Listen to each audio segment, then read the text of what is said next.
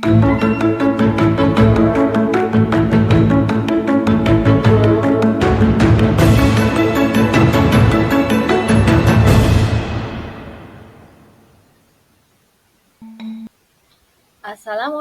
warahmatullahi wabarakatuh.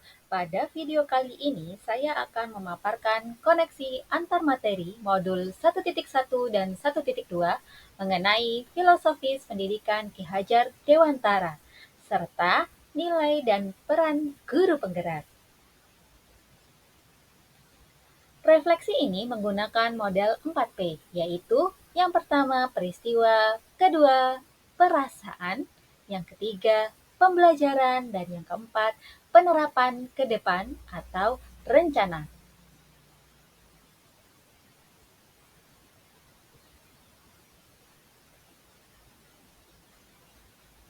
Momen yang paling penting atau menantang serta mencerahkan bagi saya dalam proses pembelajaran 1.1 yaitu ketika saya mulai memahami maksud dan makna dari filosofis Ki Hajar Dewantara bahwa murid itu terlahir dengan kodratnya masing-masing, sehingga guru hanya bisa menuntun tumbuhnya kekuatan kodrat tersebut. Jika murid diibaratkan sebagai benih yang ditanami petani, maka petani hanya bisa merawat dan memberi perlakuan pada benih agar dapat tumbuh dengan baik. Namun, petani tersebut tidak dapat merubah benih padi yang tumbuh menjadi tanaman jagung. Begitu pula dengan guru. Guru tidak bisa merubah kodratnya, melainkan dapat menuntun tumbuhnya laku murid.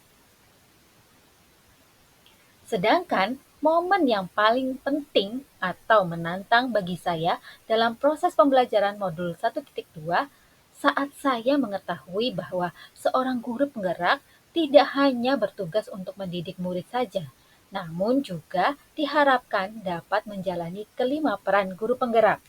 Ya, di antaranya yang pertama sebagai pemimpin pembelajaran, kedua sebagai coach bagi guru lain, ketiga sebagai pendorong kolaborasi, yang keempat mewujudkan kepemimpinan murid, yang kelima penggerak komunitas praktisi. Saya harus banyak belajar dan melakukan aksi nyata untuk mengimplementasikan peranan tersebut agar menguatkan nilai-nilai guru penggerak di dalam diri saya sendiri. Adapun kaitannya antara modul 1.1 dan 1.2 yang saya pahami adalah ketika perlu memahami tentang prinsip dasar pendidikan yang menuntun berdasarkan pemikiran Ki Hajar Dewantara agar dapat mengimplementasikan peran guru penggerak secara optimal. Untuk mewujudkan tujuan pendidikan sebagai tempat persemaian benih-benih kebudayaan dalam masyarakat, maka guru penggerak harus memiliki nilai berpihak pada murid, mandiri, kolaboratif, inovatif, serta reflektif. Saat momen itu terjadi, saya merasa bagaikan tanaman diguyur hujan. Saya mendapat pencerahan tentang bagaimana menuntun murid tanpa merasa takut gagal dalam mendidik. Sebab murid memiliki kodratnya masing-masing. Saya tidak lagi menganggap keberhasilan dalam mendidik diukur dari ketuntasan belajar siswa pada aspek kognitif, melainkan melihat semua aspeknya. Sebelum momen tersebut terjadi, saya berpikir bahwa seorang guru dikatakan gagal dalam mendidik ketika ada muridnya yang mendapat nilai rendah pada mata pelajaran yang ia ampuh. Setiap murid adalah sama, sehingga saya memberi perlakuan yang sama pula kepada semua murid, tanpa memikirkan kebutuhan belajarnya maupun minat serta bakatnya.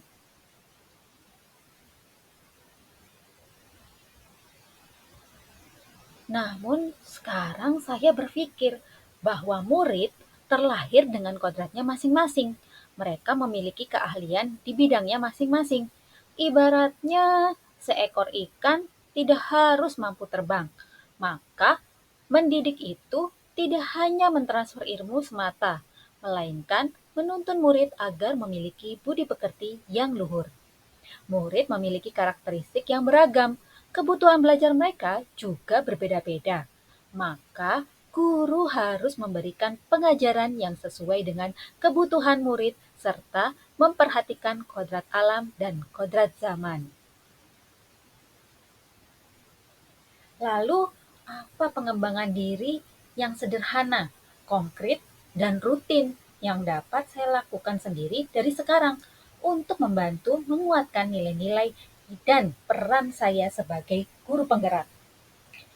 Yang pertama, melakukan inovasi pembelajaran, melibatkan murid untuk berperan aktif sebagai subjek pembelajaran secara rutin, melakukan refleksi pembelajaran. Yang kedua, melakukan pengimbasan kepada guru lain terkait inovasi pembelajaran, tentunya dengan pemanfaatan teknologi dalam mengimplementasikan kurikulum merdeka.